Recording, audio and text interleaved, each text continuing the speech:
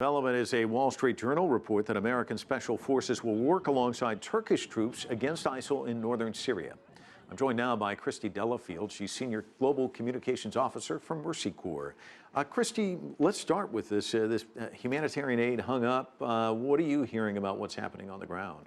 It's incredibly urgent that we get this aid in. I mean, certainly we're very grateful to see that this ceasefire is largely held so far, but we need all parties to the conflict to work together to ensure that assistance can get to those people who need it. What are your people on the ground saying? I mean, it must be frustrating thinking that it's going to get through and then it's hung up, and this isn't the first time this has happened.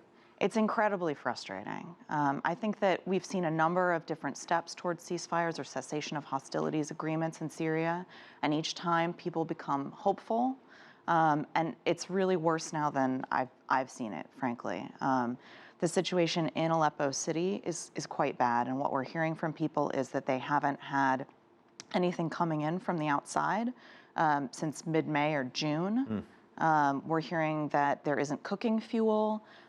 There isn't clean water, people need food, and then other things, everything that you need for daily life, diapers, soap, and clothing soap as well, washing powder. We're hearing that there are significant needs. Bakeries are closed, markets are closed, there hasn't been fresh fruit and vegetables.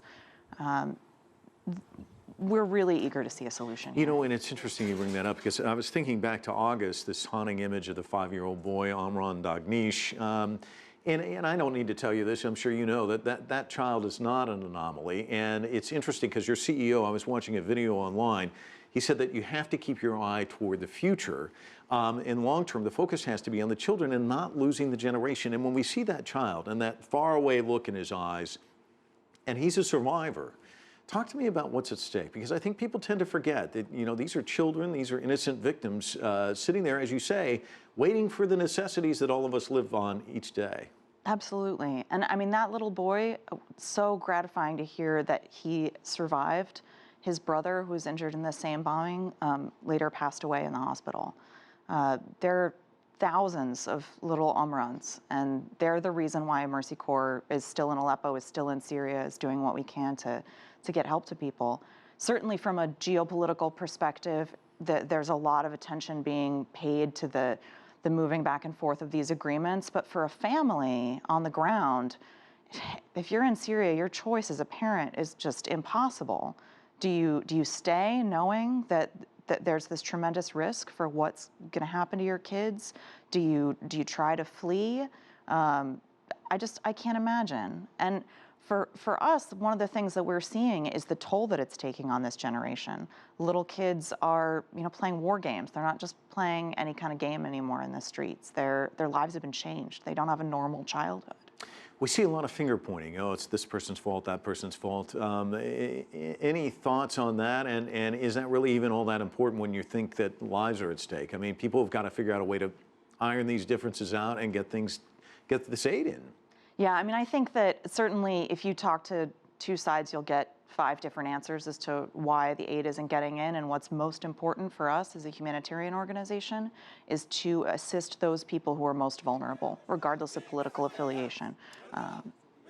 If deliveries get through, what does that mean for the ceasefire long term? I mean, it would be a clear indication that things are moving in the right direction, one would think, although we've seen fits and starts all throughout this process. Well, one UN convoy delivery is a good sign, right? It's a good faith gesture.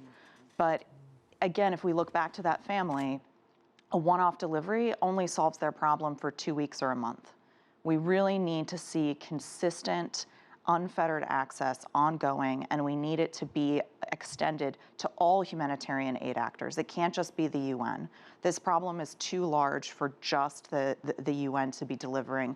We need to involve all of the NGOs, those Syrian organizations that are just bravely working in life-threatening conditions. Discouraged or optimistic? Well, I mean, I always try to keep some hope, because I talk to people who are inside Syria and they manage to stay hopeful. So if they can do it, we have to too. All right, we'll leave it there. Thanks so much for coming in and talking to us. Really appreciate it. Thank you.